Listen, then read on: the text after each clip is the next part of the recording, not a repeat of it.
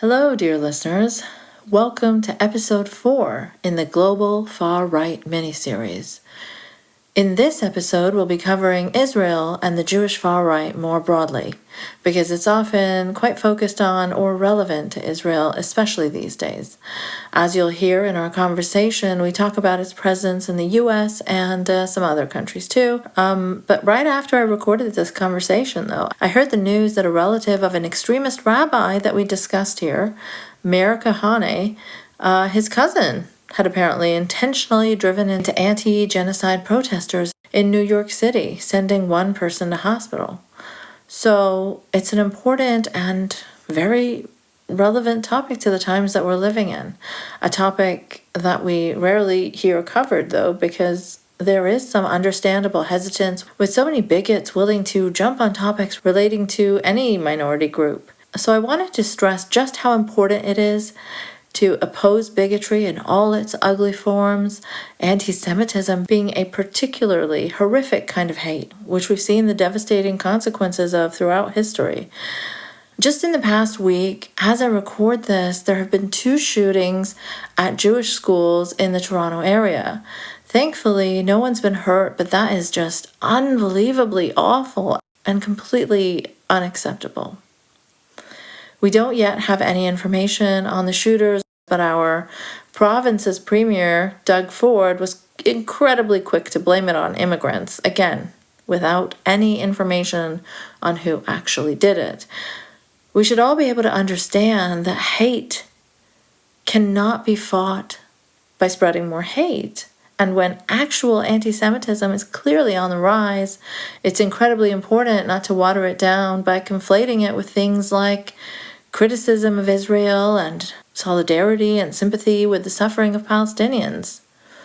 Anyway, we get into that and much more in this chat. If you'd like to help support this teeny tiny show, please consider subscribing via patreon.com/nicemangoes. Patrons get early access to all episodes, and premium patrons get even earlier access. Sign up today for all that good stuff. We don't do ads on this show, so it's entirely listener funded. And if you can, please do leave the podcast a review on Apple Podcasts or Spotify. It really helps others find the show. Oh, and the last episode in this mini-series was on Germany, and I mentioned last time that I would let you know if Germany had been listening, and it certainly has. It's made the top 5 countries that are listening to this podcast several times since. Hopefully, some Israeli leftists will be tuning into this episode too. I'll keep an eye on the stats, and I will let you know next time. And now, the episode. The conditions in the past few years have been a perfect storm for extremism, is a terrorist attack, hate, the transgender community, and conspiracy theories pedophiles, the Satanists, to flourish around the world. We should unite our forces. a measure to advance a hardline Hindu agenda. Great Canadian truckers. Join me as I try to learn more, one country at a time. Marine Le Pen considerably In another Polite Conversations miniseries, this time exploring the global far right.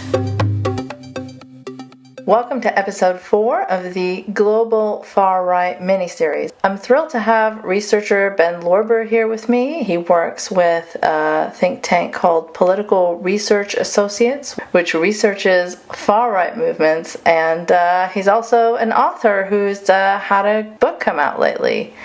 Hi, Ben. How are you doing? Hi, I'm doing all right. It's a nice morning over here. Really glad to be on the show. Yeah, thank you so much for coming on. Firstly, tell us a bit about your book. Yeah. So my book is called Safety Through Solidarity, A Radical Guide to Fighting Anti-Semitism, and it's co-authored with Shane Burley, who's an anti-fascist journalist based out of Portland. Our book really takes, a progressive and intersectional look at, what is anti-Semitism, how is it related to other forms of oppression that we see in the world, and how is it a threat, not only to Jews, but to all marginalized communities. And, in contrast to the groups like the Anti-Defamation League, which, often fight it through repressing Israel criticism, how can we how can we fight anti-Semitism with solidarity is basically the approach we take. Yeah, no, that sounds awesome and something that we definitely need more of. So I will put a link to wherever people can get your book in the show notes. And thank you. Yeah, I'm just so excited to be speaking with you today. Today we'll be talking about the far right in both Israel and also generally the Jewish far right more broadly. It's something that, doesn't get talked about that often. Like, I will come across content about Hindu nationalism, Christian nationalism, Islamic extremism, and we just don't, I feel like we don't really hear about the Jewish far right so much, probably because it makes people uncomfortable. Yeah. I mean, I think there's probably a lot going on there, but I think, Jews are a much, smaller group, just like, numerically there's, less than 20 million Jews in the world. So it's just a smaller community than the Christian nationalists movement. I think, in the West, in the post-Holocaust era, very understandably, it can make people uncomfortable to talk about the presence of a far-right movement in parts of the Jewish community abroad and certainly also in the state of Israel. But I think, with Israel's genocidal assault on Gaza, it's important to talk about both, for Jewish folks like me who want to get our cousins, so to speak, to combat the forces of the far right that we see in our own communities, and for everyone to build more just societies. So, yeah. Yeah, absolutely. I think it's definitely important to talk about all kinds of extremism. And, as you said, what we're seeing happen in Gaza right now, it's really important to try and understand some of the movements surrounding it, some of the views that we hear coming from Israeli officials and IDF soldiers. And because on the surface, it seems so absurd, some of the things you see. And I saw that you wrote this excellent article about the, I think what you called them, Bronze Age Zionists. Yeah. That are cropping up like after October 7th. I'll also link that in the show notes. But you share like these memes and things that overlap with like the old school alt-right, Pepe and Groyper kind of stuff, but with like, Israel flags and Star of David imagery and like this ultra-fashy, like muscular looking guy. And if you could just speak a little bit more about that. Sure. I mean, I think we have to go, on a little history tour, back to really the origins of the Zionist movement, which, the Zionist movement is, commonly understood as the movement to create a Jewish nation state in historic Palestine. At first, it was a Christian movement in Europe, a long story there. But, in the late 1800s, when early Zionist leaders like Theodor Herzl or later, Zev Jabotinsky, when they started the Zionist movement, they were very much influenced by European nationalisms that were around at the time in the late 1800s, early 1900s. And some of those nationalisms were more liberal, but some very much weren't. And, many early Zionist leaders, Jews have been suffering under centuries of anti-Semitism in Europe especially, and the answer, according to them, was to leave Europe and to build a Jewish nation state. But they also fashioned themselves in the mold of the European oppressors in a lot of ways. They thought, we want to create a Jewish state that can also be colonialist. We want to be, muscular, kind of conquering nationalists, just like some of the European nationalist movements. So that stuff has always been in the mix for Zionism, and over the decades, we've seen it. To some extent, it's kind of like deeply laid in the script of the Zionist movement, but also movements like Meir Kahane were Jewish fascism in the 1970s and 80s, and today, as the Israeli far right is growing and growing. Sorry, can you just explain for the audience who Kahane is, just briefly? Yeah, definitely. So Meir Kahane was He was an American Jewish leader who, in the late 1960s, he founded an organization called the Jewish Defense League, and in some ways, it was modeled after groups like the Black Panthers in the U.S., which wanted militant self-determination and community defense for Black folks. But the JDL took it in a very far-right direction for Jews.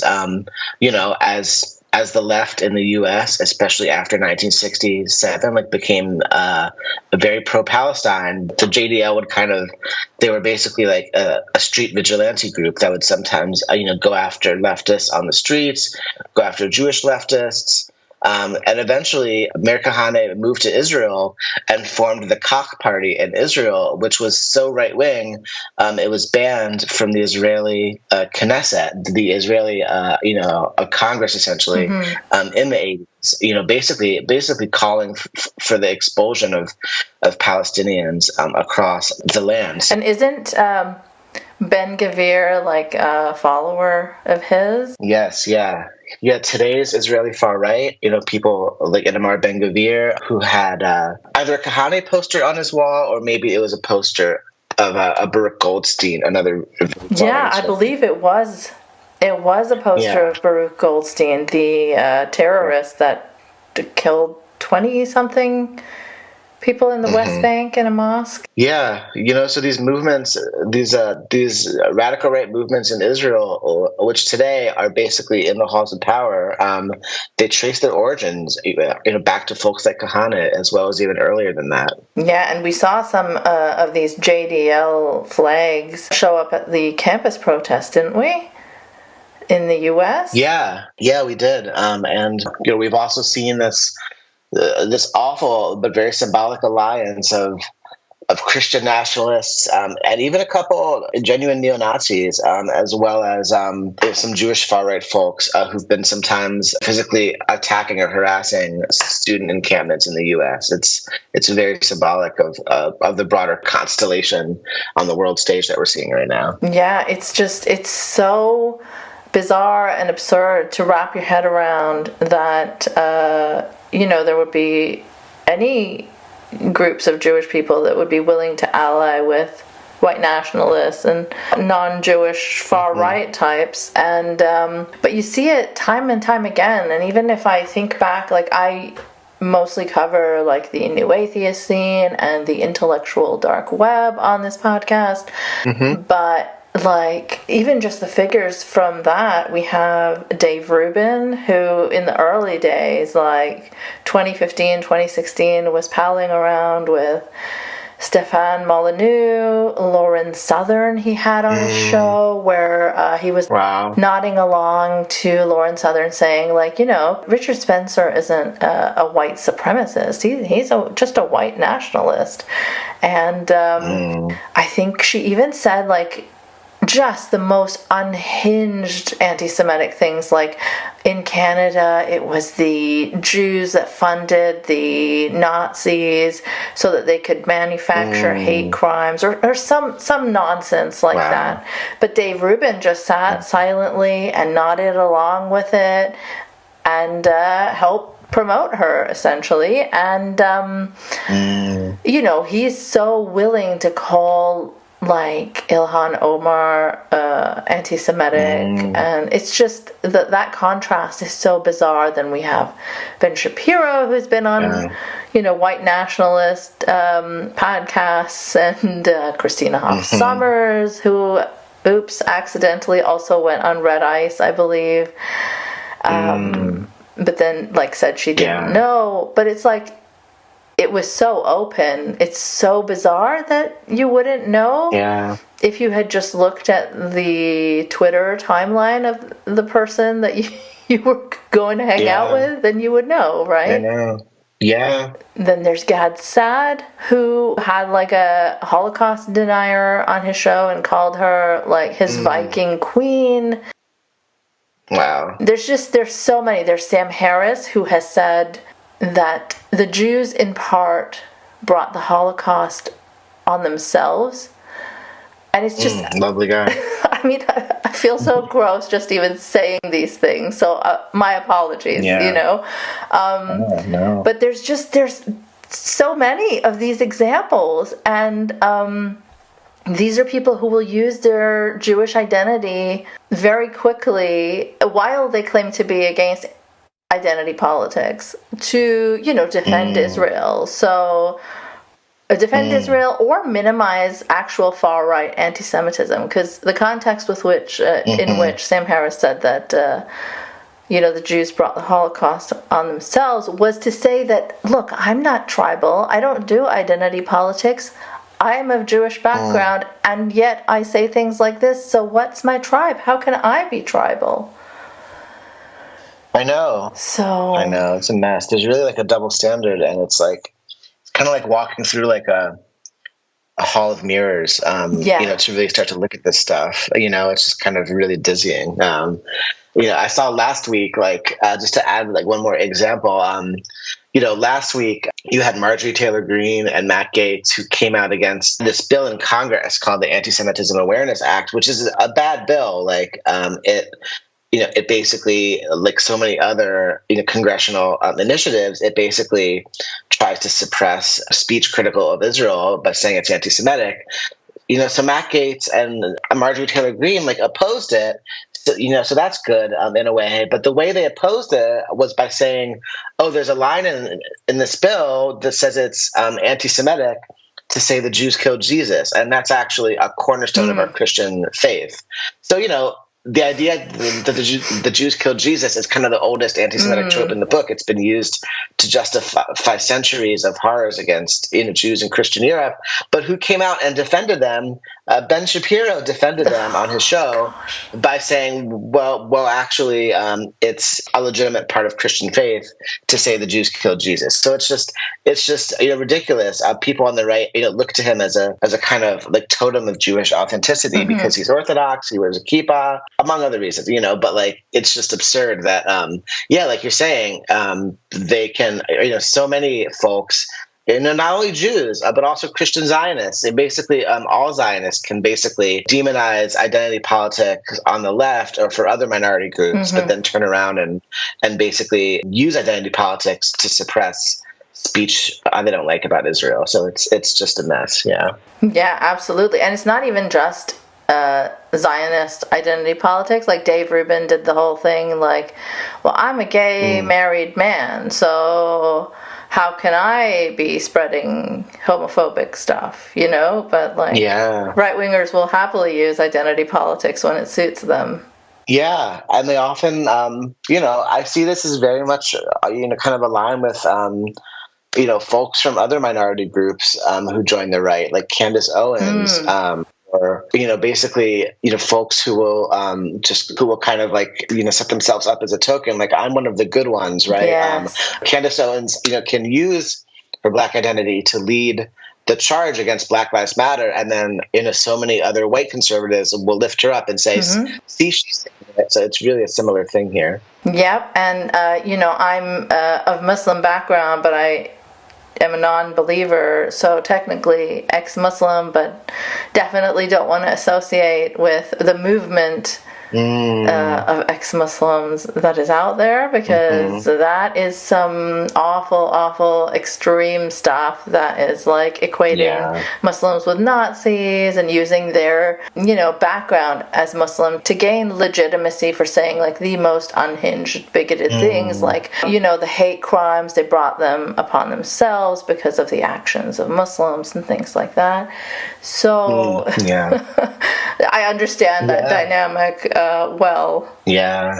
And then those folks are, allied really closely with neoconservatives, like Jewish and Christian, who, it's all part of the whole Islamophobic, war on terror, crash of civilization stuff. Yeah, it's all these folks are all hanging out together, and we get to trace the connections. Yeah. But then you see, there was this woman on CNN recently who was talking about groups like JVP, Jewish Voice for Peace, which I believe you also used to work for, right? Yep. Yeah. I'm still a member here in Chicago, yeah. Okay, awesome.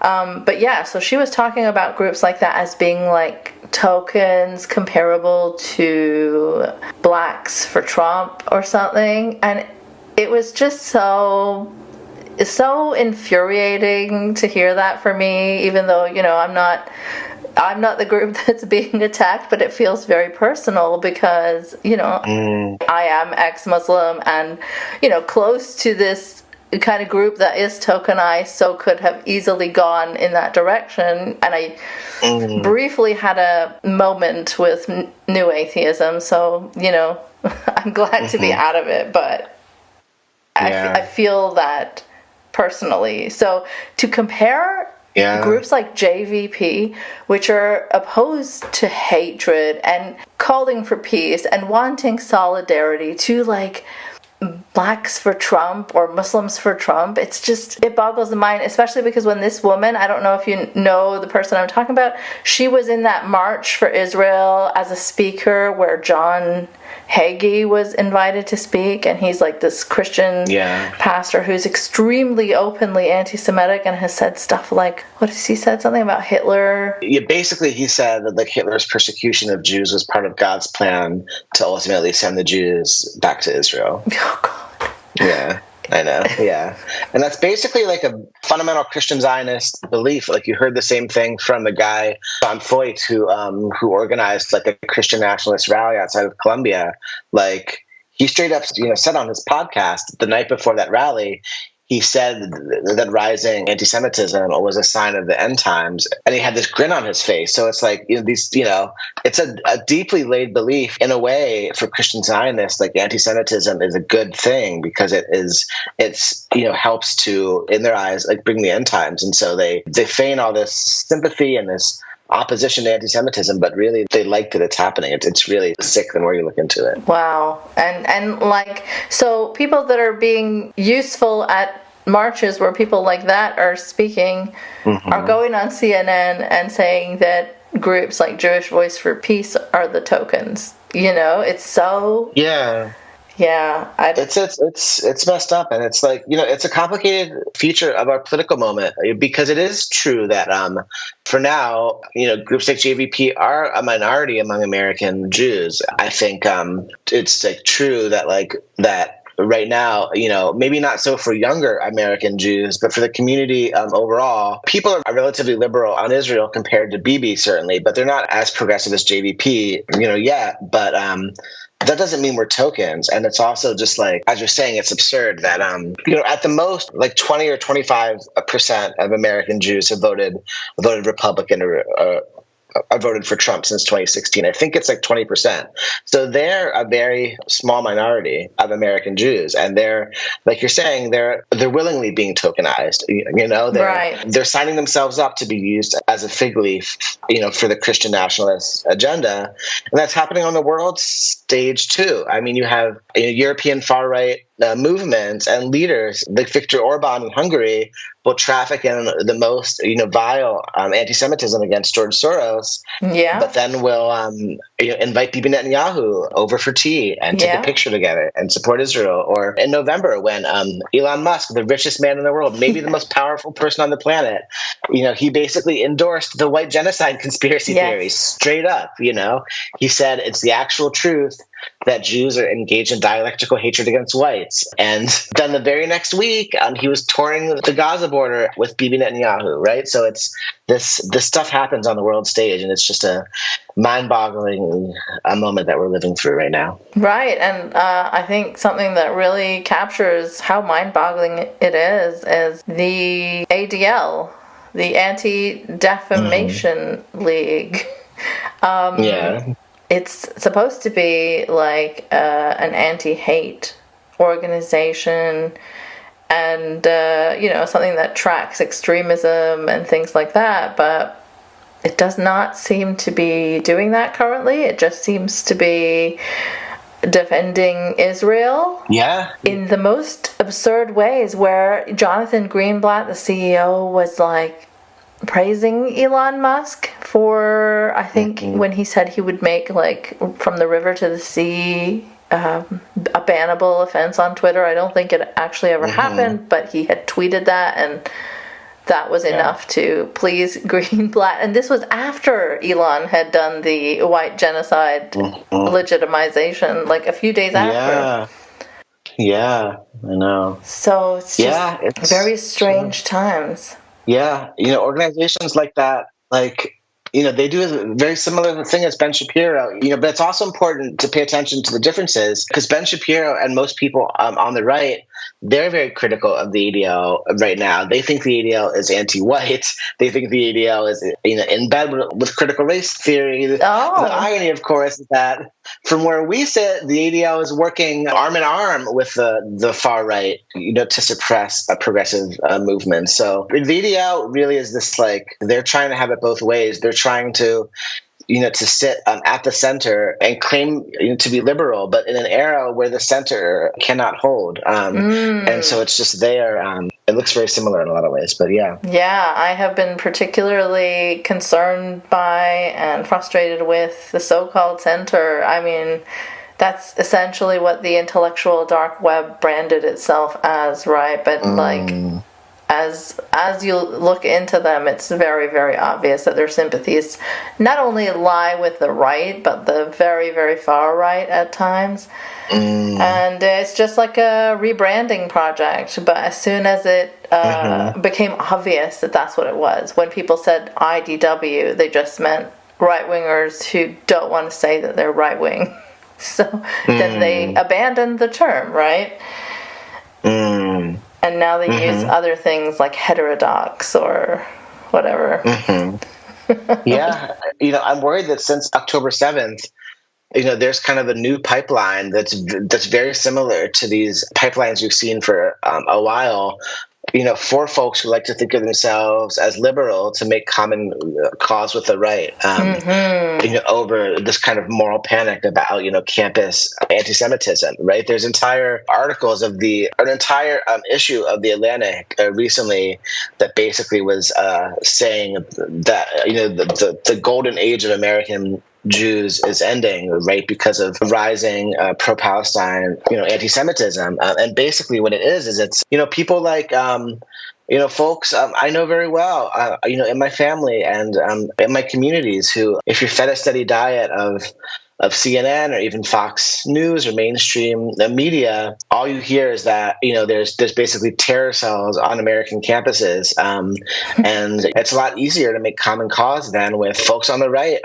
folks like Tom Cotton, Senator Tom Cotton, who called the encampments little Gazas and, basically advocate extreme repression. So a few months, before the election, it's very concerning, these trends we're seeing. Yeah, and I think there was an Israeli ambassador also that said that these students were like Hamas supporters.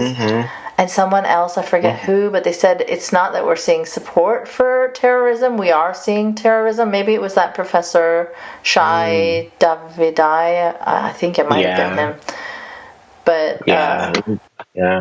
And Jonathan Greenblatt, he said that too. He said that he called encampments Iranian proxies. So if you really believe that, then are you saying that the IDF or the U.S. military should bomb campuses? Yeah, like, what are you saying there? Yeah.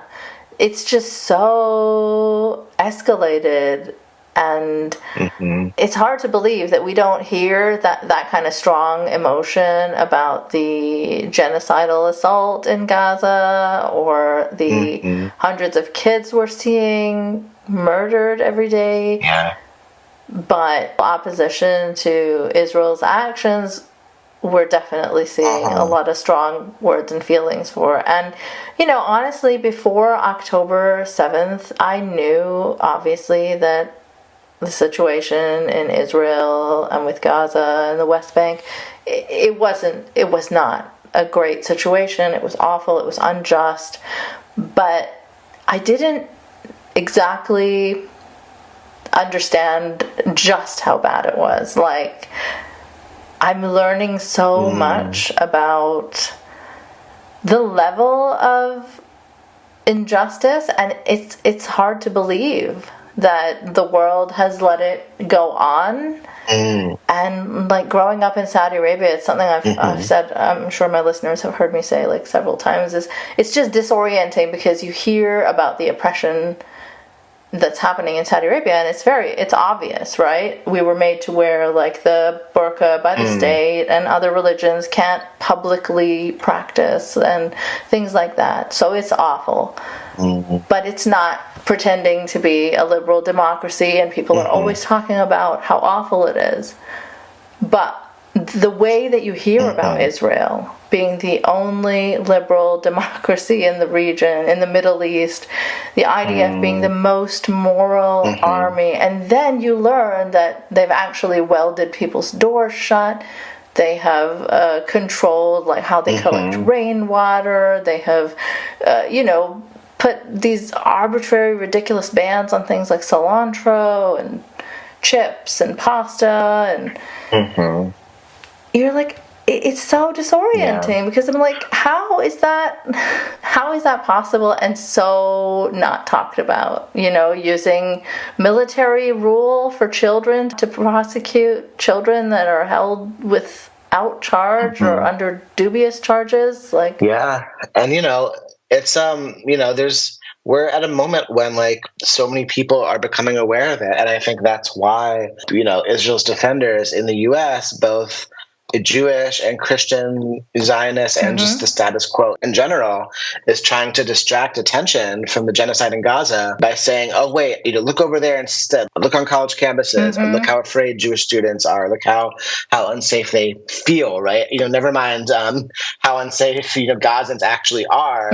Let's look at how Jewish students feel unsafe, because they're hearing a slogan they aren't used to hearing that challenges their notions that they grew up with. So it's I think it's not always deliberate what's happening in mainstream media. Right? It's not as if but I'm sure there is a level of intentionality in it when there are conscious decisions not to cover the genocide in Gaza, but instead to cover American campuses. But it's basically a big deflection, and it honestly, makes it even harder to actually try to talk about real anti-Semitism in a serious way. It makes it, when so many progressives, just get tired of being told they're anti-Semitic just because they're against a genocide. It makes my work a lot harder. I mean, there's been like really great work, done in the Jewish left, for a long time now, to try to say like, let's take anti-Semitism seriously as a real thing. Let's look at these conspiracy theories. Let's talk about how they show up all across our society. Let's show how it's connected to all other forms of oppression. That becomes a lot harder when, Jonathan Greenblatt and so many others are just using these anti-Semitism allegations in such a cynical way. And then the irony is that so are people like Marjorie Taylor Greene, who are actually anti-Semitic, and Donald Trump. So it's just, the right, attacks our movements with real anti-Semitism on one hand by saying, they're all Soros funded, right? And then with the other hand, it says, oh, they're all anti-Semitic, so it's just infuriating. Right. It's so bizarre. Ted Cruz also tweeted that these protests are anti-Semitic and funded by Soros. Like in one tweet, it was all there, right? And then there's that classic old Ben Shapiro tweet, like Ann Coulter on Jews, terrible, awful, but on Israel, excellent, or something like that, so I don't lose any sleep over it, right? It's so perfectly put there that is all that matters. It doesn't matter if she's actually anti-Semitic as long as she's pro-Israel. Yeah. And calling us anti-Semites and calling us funded by George Soros, it really does the same thing. It marks us as like subversive, evil who are undermining America from within. And we're at this bizarre moment where charges of anti-Semitism are being used to protect the anti-Semitism of Western civilization. So Yes, that's a great way to put it. And also it just feeds so perfectly into the older right-wing fear-mongering about leftists and campuses and wokeness, and like they've kind of wrapped it all up in this thing now where they get to send cops after the students that they've been complaining about for years, right? While they talked about being super pro-free speech. Yeah, it's all connected, and it's also it feeds into their Islamophobia too, and their anti-Arab racism and anti-Palestinian racism. Right? When Jonathan Greenblatt says that these encampments are Iranian proxies, he's putting Muslim students in danger, and we're seeing that with the rise in Islamophobia and anti-Arab bigotry since October 7th. We really have to see all these things as connected and fight them all together. Yeah, absolutely. You have some great quotes in your Religion Dispatches piece. I'm just going to read one. You say, much like Israel's assault itself, the cruelty is the point, but amidst the unbridled Islamophobia and celebration of, quote, unfathomably based Israeli soldiers mocking Gazans or issuing exterminationist orders in viral videos from the front lines, one detects the frenzied desperation of a cornered animal lashing out at any target close at hand. So that reminds me of what I used to think about all sort of ultra hyper conservative religious movements, that they were kind of in their last moments just desperately lashing out and becoming more extreme just to defend what modernity was changing. But now I'm not sure that do you think really that these are just the last desperate attempts to protect something that is no longer obviously defensible? I really hope that the world is going in that direction, but I can't help but feel so hopeless these days. It feels like nothing matters anymore. International humanitarian law doesn't matter anymore. They're threatening the ICC. Yeah. No, I mean, I think you raise a really good point. It's important. I think one mistake that we see with the Democrats and that we've seen with liberals for over a century is to think that progress or change is inevitable, and that the arc of history is just inevitably going to bend in the direction of justice. And I think one thing that the executive director of my organization, Political Research Associates, has said is that the arc of history bends toward those who pull it the strongest. And so I think it's, on the one hand, these are the frenzied lashing out of folks who are worried about, changes, right? We are, in the U.S. evolving into a society that is going to be majority minority. Church attendance is at an all-time low.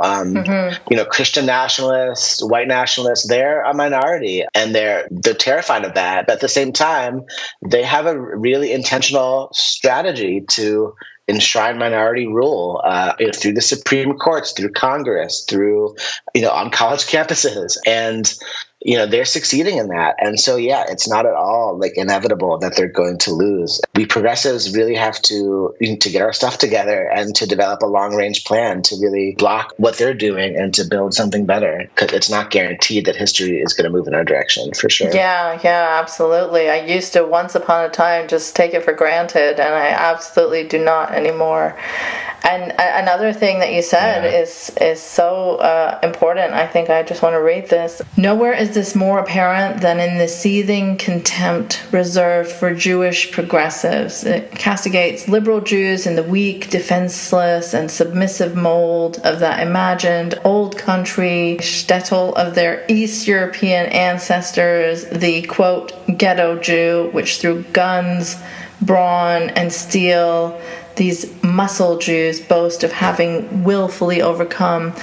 And you really do get the sense, even as an outside observer, that there is so much anger and hatred towards the leftist and progressive Jews nowadays. They're just being discredited as Jews entirely sometimes, I see people on Twitter calling them Jews in name only, or the as a Jews. They're just not being treated as part of the community that just have a different opinion. Yeah, I mean, about a decade ago now, I worked for JVP for a few years, and we were, called self-hating Jews then, and we still are today. But I think it's getting a lot harder, and I think defenders of the status quo in the American Jewish community are afraid, because we have most of the youth, and the youth are the future. And but yeah, they are. I mean, there's definitely, I like to call it basically internalized anti-Semitism, right? And this is like really, as I was saying earlier, it's really deep in the Zionist movement. From the beginning, Zionism was founded in many ways on like a thing they called the negation of the diaspora, where they were basically like, we're not going to be like those old shtetl Jews who couldn't fight back. And there's a lot of shame and self-loathing there that I have some compassion for. A minority community in Europe who. Yeah, it's easy for any minority community to adapt the harmful tropes and turn them inwards. But today, it's metastasized into a really toxic discourse. And yeah, it's ironic. Places like Germany, that's cracking so hard down on Palestine protests, anti-Zionist Jews are disproportionately represented among the targets. Yeah. And Germany's doing that because of Holocaust guilt. So it's just, based off of Holocaust guilt, they're locking up Jews who disagree with them. So it's just, it's mind-boggling. And freezing some anti-Zionist Jewish organizations like bank accounts and things. And, there's like horrifying baggage with that kind of stuff. And I've heard like German Jewish people talk about how people from the AfD, like the far right party, have told them that they're anti-Semitic. So it's like actual anti-Semitic people have the nerve to tell progressive and leftist Jewish people that they're anti-Semitic in Germany for criticizing the state of Israel. Like, yeah. And I was also listening to this old NPR piece today about how in 2018 AfD, there was a chapter or a group started within the AfD in Germany that was like Jews of the AfD, and like the AfD is known as like a pretty openly far-right, anti-Semitic party, and to have like a group that is Jewish within that is just absurd in Germany. Yeah. In Germany. I know. Yeah. Yeah. And, they're trying to triangulate. They're trying to use Islamophobia to say, we can protect you, German Jews, from the Muslim immigrants who hate you. And the same thing is happening in France, right? The National Front, with its own history of Holocaust denial. Polls show that, like, in French society, it's people in the National Front, the far right, who are most likely to believe that Jews control the media. But Marine Le Pen, who heads the party, is still saying, come French Jews, we can protect you against Islamic radicalism. So they're really trying to pit minorities against each other. And so it's more important than ever, especially in this time of, rising Islamophobia and anti-Semitism for Jews and Muslims and Jews and Arab folks more broadly, or folks racialized as Arab, to really, which includes, many Jews, right? Mizrahi Jews. It's really important for us to come together and to find ways to not be divided like that. Yeah, it's incredibly important. And didn't Marine Le Pen also participate in a march for Israel early on after October 7th, Yeah, I'm sure she did, yeah. Yeah. And again, as you say, we need to find solidarity on the left, but the right is already doing that, and that's something that, I've been talking about for a long time, because people in the IDW would say things like, how can Milo Yiannopoulos be far right? He's flamboyant and gay. He's not far right. How can Ben Shapiro be far right? He's Jewish. And it's, no, you don't understand. The modern far right is multicultural, diverse, and you have a great quote about this as well in your piece. You say, far from a lily-white Christian monolith, today's global right is multiracial and multi-faith, with plenty of room in its strategically broad coalition for unlikely bedfellows. Across the MAGA orbit, many Jews are leaders and members of movements like national conservatism, and they often secure acceptance by disavowing or even demonizing their liberal co-religionists. Yeah. Yeah. And, I think it's, it's another kind of fallacy of liberal thinking that as the U.S. grows more diverse, new immigrants or other non-white folks are just going to naturally, join the Democratic Party. And that's, something that's been proven wrong in recent years. And, I see this kind of thinking on the left too, when people kind of will instinctively assume in that members of minority groups are naturally just going to agree with the left agenda, for their liberation. Like, I think that by and large, those of us on the left have the right ideas about the way the world works and the way that oppression functions. But we also, tend to build echo chambers and bubbles, and it can be hard for us to break beyond those and to reach out to folks. And we can kind of just naturally assume that they'll come over. So it's important, to pay attention to the way that the right, reaches out to different minority communities, especially through faith. I mean, the Christian right is very multiracial, and then there's also like the Jewish right and the Muslim right, obviously the Hindu right. In India. And so, it's a patchwork for sure. Yeah, like we have a huge crossover in the Muslim manosphere and the non-Muslim manosphere, and they're willing to overlook a lot of anti-Muslim sentiments. But that's just how it works now. Yeah. It's really weird. Yeah. But I wondered if you could talk a little bit more about Israel and just maybe a bit more about Ben Gvir and Smotrich, and the far right does not seem to be like a fringe element in Israel. And just from my very surface level brief interactions with people online and some friends in real life that have sadly been very disappointingly pro whatever Israel is doing right now, it's been weird to see just how that cognitive dissonance plays out, how someone can think of themselves as liberal or having grown up in a liberal democracy with humanist values and equality for all, and just not recognize how baked into the system the ethno-nationalism is, Yeah. No, I mean, like you're saying, it's baked into the system in terms of, Israel was founded to be a state that really enshrined Jewish supremacy, which, by that I mean like a system of laws and policies, similar to white supremacy in the U.S. that's designed to privilege Jews as the majority group and everything, from citizenship, to many other policies. And of course, Israel was founded in 1948 upon the dispossession of close to 1 million Palestinians in the Nakba. And so it's baked into the system. But as the decades have progressed, and especially in the last 20 years or so, the far right has really taken over Israeli politics.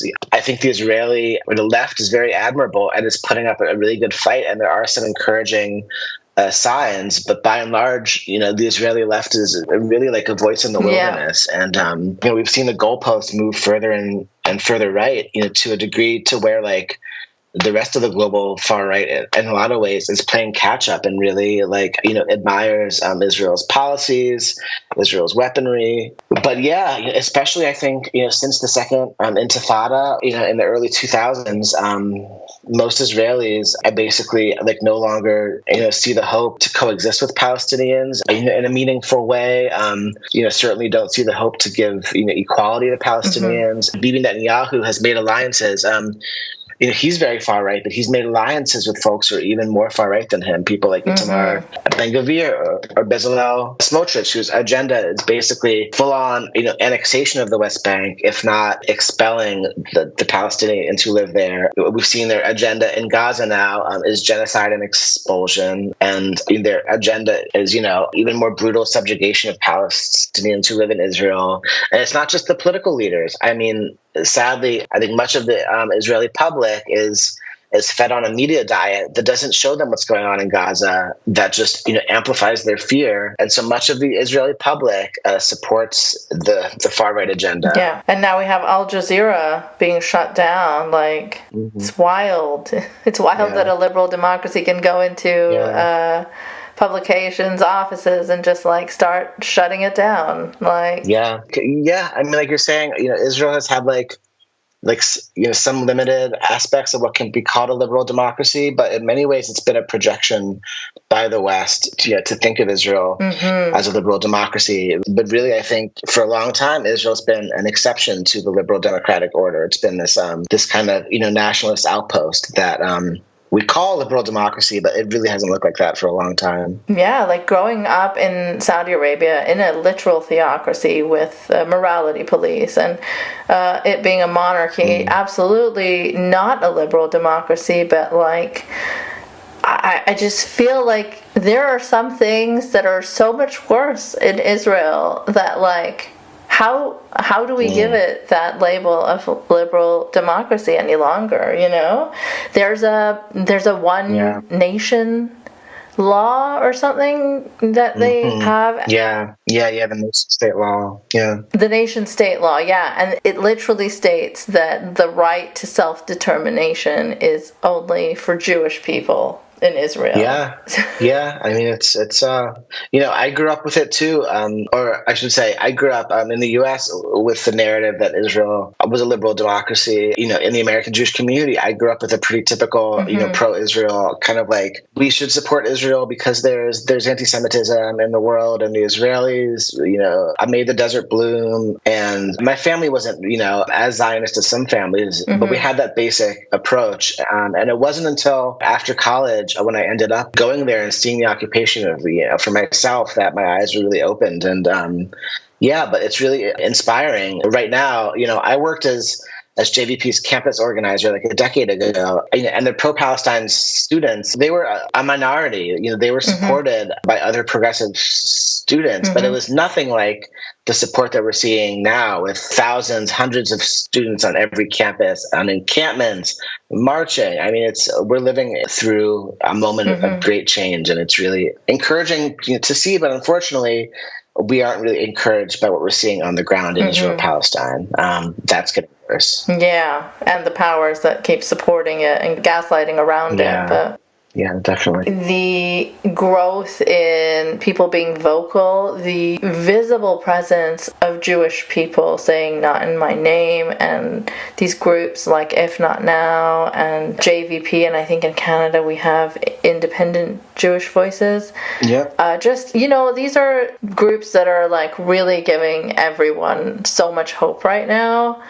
And like that's one of the few things that's been really, really nice to see, and the solidarity, and we should keep being hopeful.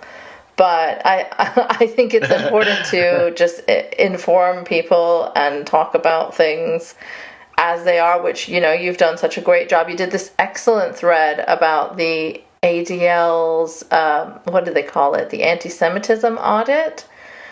And how they gathered their data and how shady those methods were, because I think they were including things like anti-Zionist protests and where they heard chants like "from the river to the sea" as anti-Semitic incidents, right? Yeah, they are. And, as a researcher, like what really bugs me is that they changed their methodology. Their whole thing is like, we're seeing rising anti-Semitism, and they put up these charts of like, showing the bar graph of like over the years how it's rising. But this is the first year where they counted rallies that just have chants they don't like as anti-Semitic incidents, and so that cooks the books, right? That inflates the numbers, And there's been a real rise in anti-Semitism, right? There's been people tagging, synagogues. There's been people harassing, random Jews that they see on the street. This stuff is happening, and so it's really important to draw attention to it. But it's so much harder when groups like the ADL are doing these conflations, and it makes it hard to know who to trust. what to believe. Yeah, but I just want to go back to Israel for a second. Yeah. So we talked about Ben Gvir, and he's the security minister, and how he's like basically an extremist that's in the government. There's Smotrich, who is the finance minister. He's bragged about being a fascist, a racist, a homophobe. And I think at least Ben Gvir was associated with the Lehava. There's this anti-miscegenation group called Lehava. And it's shocking to me how blatant they are. I just watched this one short documentary on them, so I'm no expert, but they really go around and try to prevent interfaith marriages from happening, and they shout chants like death to Arabs, and I think they've shifted strategies to be a little more rhetorically effective, I think, and they've told their supporters not to openly chant death to Arabs, but to chant death to terrorists, which is more acceptable. But to me, it seems so reminiscent of groups like the EDL and other far-right nationalistic groups in England that used to very openly be racist, and then they had this shift where they very purposely and calculatedly said, listen, we're not going to talk about race anymore. We're going to talk about culture, right? That's a lot more acceptable. That's a lot more palatable. So this shift in them saying, let's not do death to Arabs. Oh, and they also did death to leftists. It's bizarre how that keeps coming up, right? The leftists and the whoever the hated group is together. Yeah, it reminds me of the KKK in the American South, who would at the same time they would say no miscegenation between the black and white folks, and they would also go after communists and leftists who they thought were behind race mixing.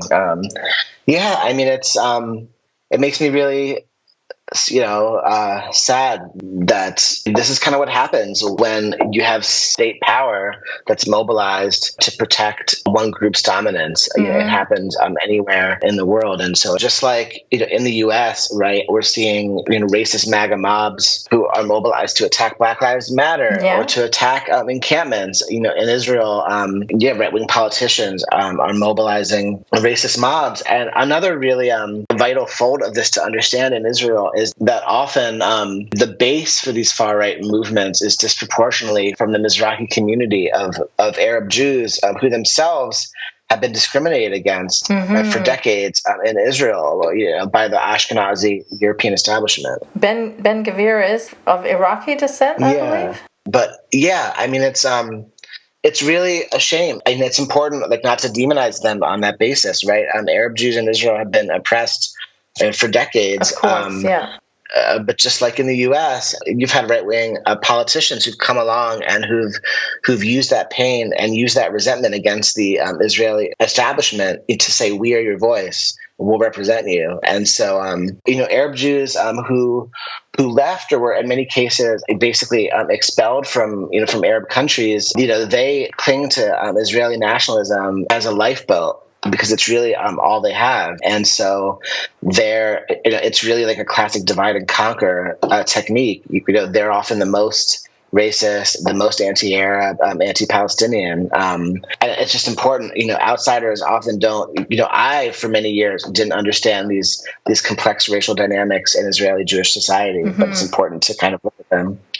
Yeah. There's also that parallel with sort of the BLM movement and the Ethiopian Jewish experience, right? I believe there are some stories of police brutality and injustice against them specifically because of race. It happens a lot against non-Jewish African asylum seekers, but also against against Mizrahi Jews. In fact, in the 1970s, there was a movement called the Israeli Black Panthers that were Mizrahi Jews who drew connections between their own experiences of oppression in Israel and Black folks in the U.S. and the Black Panther movement in the U.S. And they tried to build solidarity with Palestinians. That was kind of a glimpse of a different future that might have happened. But yeah, I mean, so often, like, what right-wing nationalists do is they mobilize grievance, they mobilize people's resentment, they mobilize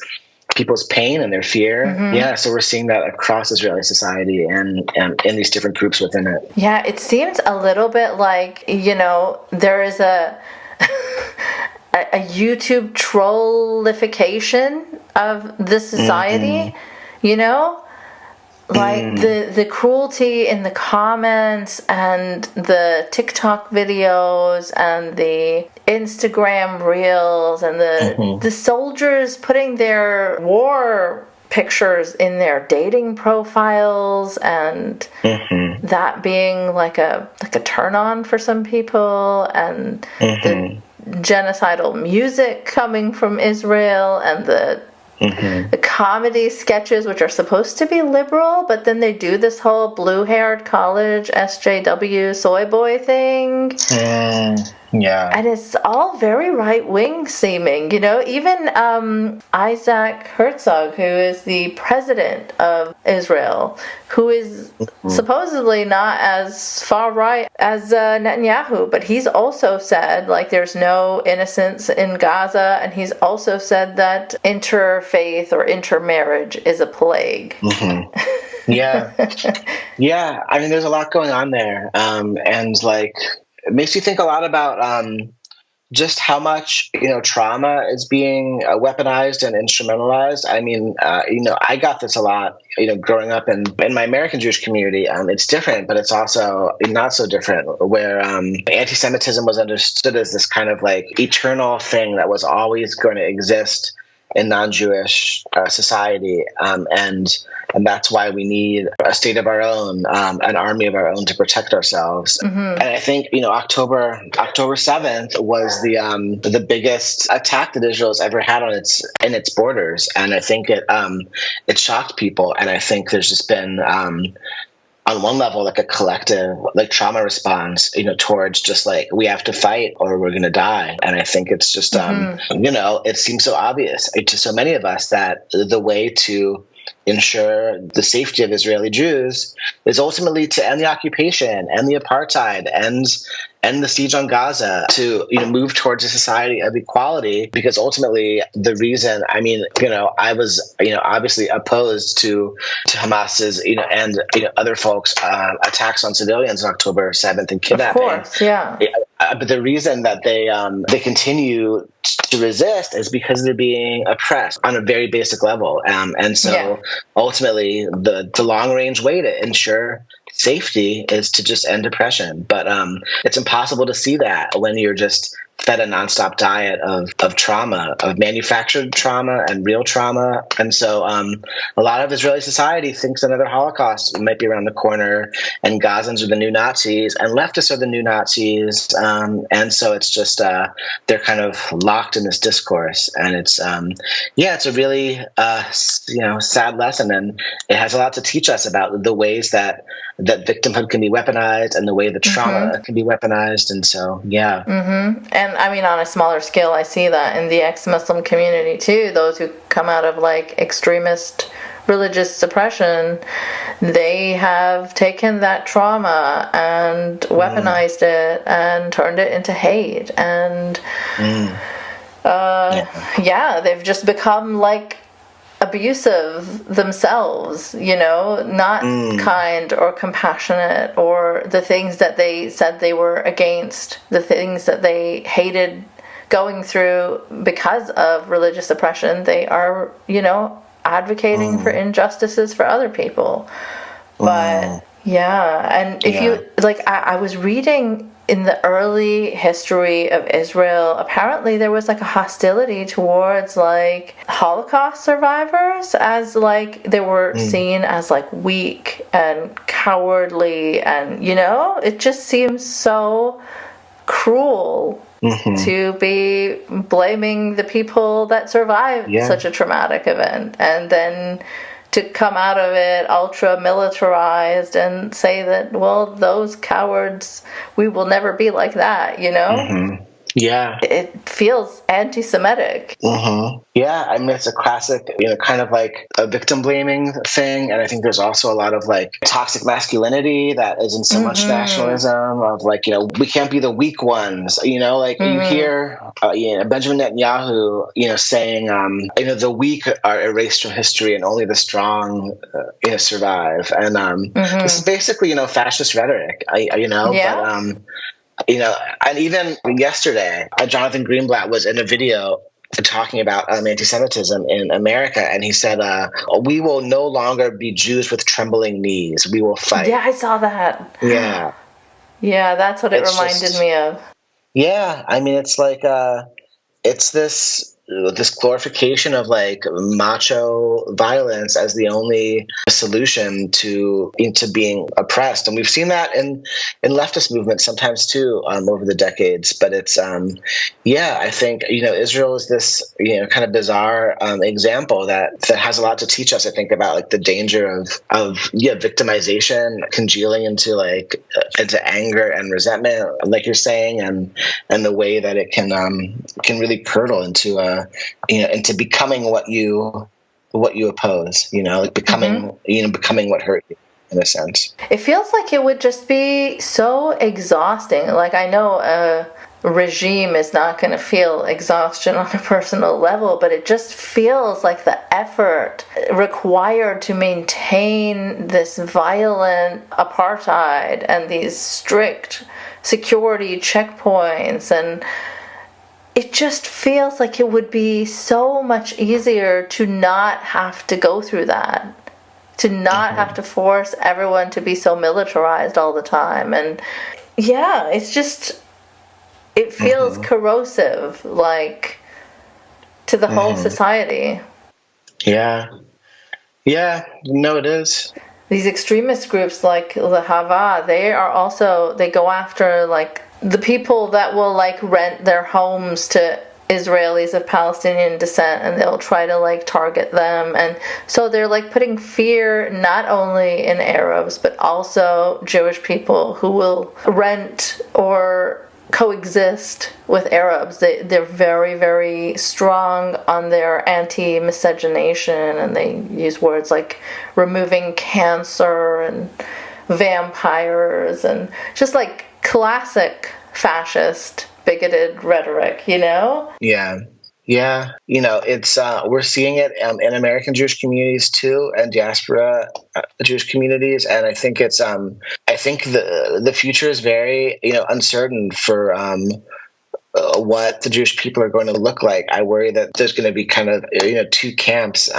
This political conflict is really going like right down the center of our community. But I do think that like the majority of American Jews have always been pretty liberal and progressive, and there's a deep emotional attachment to Israel, as a place of safety, a place where many of us have family, a place that means a lot to us. But I think right now, especially, a lot of Jews who've always considered themselves just kind of like supporters of Israel but haven't looked too closely, now it's really kind of staring them in the face what Israel has become. And so I think there's going to be a reckoning, and so that's why it's important to support movements for change within the Jewish community, and to support movements for change within Israeli society, which do still exist. It's like Standing Together, I think, is a really great group to support that is fighting for Israeli-Palestinian joint struggle in like impossible conditions. And there's Bet Selem, which does great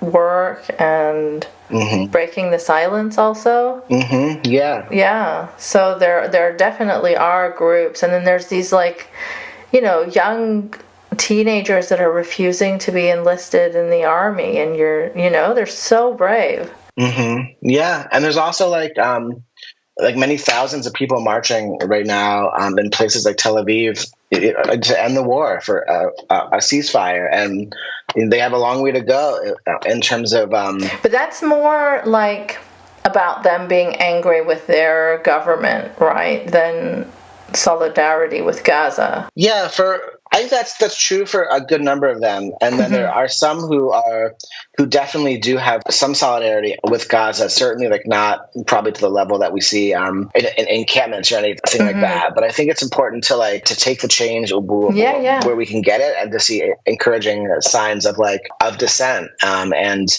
there are lots of Israeli leftists who are in spaces like that who are trying to make the connection. Not only we can't just be mad at the Netanyahu government for putting us in danger. We also have to open our hearts to the suffering in Gaza and to really imagine a shared future together. It's really hard with all the indoctrination they get and all the pain of having family members they've lost. But I think we have to remain keep believing that there is possibility for change. And the indoctrination is so strong, right? It feels like a religion in itself. Just the Zionist indoctrination. Yeah. It's weird to me because even though I was coming from a very strictly Islamic country, I feel like that level of indoctrination, I haven't experienced it about Mecca or Medina or Saudi Arabia, there's no, and that's also because there's many countries that are quote unquote Muslim countries. So I guess it's not all focused towards one country, but just the level of unity in the talking points and the preparedness, and I have not seen that before. And I think it's forged and from over a century of real safety risk. I mean, a society that's in constant wars, and of course we can look at it from the outside and of course say very truthfully those wars are in large part caused by structural oppression of Palestinians, and they're still experienced as attacks, as wars, as bloodshed, as death. And I think there's also a specific experience of Jewish trauma in the 20th century when Jews are a small minority in the world, and a third of the Jewish people worldwide were murdered in the Holocaust, I think. And then Israel was created just 3 years later. I think that there's an immense amount of a desire for survival, for rebuilding, for never again. And when you have a small society that's been a diaspora for 2,000 years, that is then all of a sudden faces that level of attack, and then gets state power a few years later. It's just it can go south and get messy very quickly. But there's just there's a lot of indoctrination, and it's very bad. And the use of religious symbolism in statehood and secular institutions like the army, I feel I relate to that in terms of being of Muslim background and how uncomfortable that duality is, right? Because if the military or even say groups like ISIS are taking religious symbolism and using it to do awful things, then the world associates those religious symbols with those awful things, and then Muslims will feel they're personally being attacked when those things are criticized. But they're not. And so I feel there's a parallel there, because you see those images of the IDF soldiers, they're flattening the rubble and then putting their flag in there. They're putting giant menorahs up in the rubble that they've just destroyed houses, and it's it's so wrong to take that religious symbolism and use it for this purpose. And I can feel the pain of people who, even though I'm not a religious person, people who identify with these religious symbols, having their cherished symbols used for actions that they absolutely do not agree with, Yeah, and like you're saying, it can put Jews around the world in danger of, but it's, the Star of David is just a Jewish symbol, but it's been politicized by being put right in the middle of the Israeli flag. Yeah. And, even in a couple like really horrific cases in the last few months, even branded on Palestinians' bodies, which like the Holocaust metaphor there is just like too glaring to ignore. But it's I think it's there's a lot of rabbis and thinkers on the Jewish left who are having important conversations as to like how can we rebuild and evolve our peoplehood and our what do we do with these religious symbols now that they've been used for oppression. And if you look at the history of Christianity, that's happened too. There's been a Christian left who has the same conversations about like what can we do with our religious traditions after almost 2,000 years of Christian imperialism and empire. And our religion, this cross has been used to forcibly convert or slaughter so many hundreds of millions of people throughout history, and yet we still draw our lessons from our tradition. And it's complicated for Jews because Judaism isn't only like a religious faith. Jews also experience our identity as a peoplehood, and there can be secular Jews, and I know that also has parallels in parts of the ex-Muslim and other communities.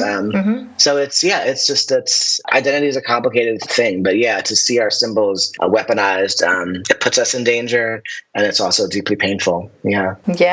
Well, it's been such a pleasure talking to you about all of this stuff, and really it's groups like JVP, voices like yours that are they give me so much hope right now. It's just so nice to see.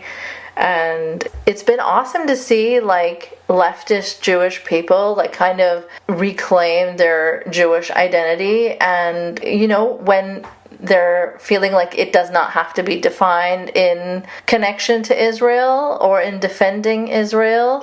So that's been really cool to see as well. Like I have been listening to a lot of leftist Jewish voices and podcasts and things, and like I'm starting to think about things that I would never have thought of on my own. Like I would never have thought about Israel so deeply, to be honest with you, but like it's because of those voices that I am learning about the criticisms that even Jewish people have of Israel, right? Like I've seen interesting conversations starting to happen more in the public when they didn't really used to be. Like I feel like Israel was such a taboo topic for such a long time, and that strategy of conflating any criticism of Israel with anti-Semitism, it certainly worked a lot for a long time. Like I know I felt hesitant to say anything about Israel for a very long time.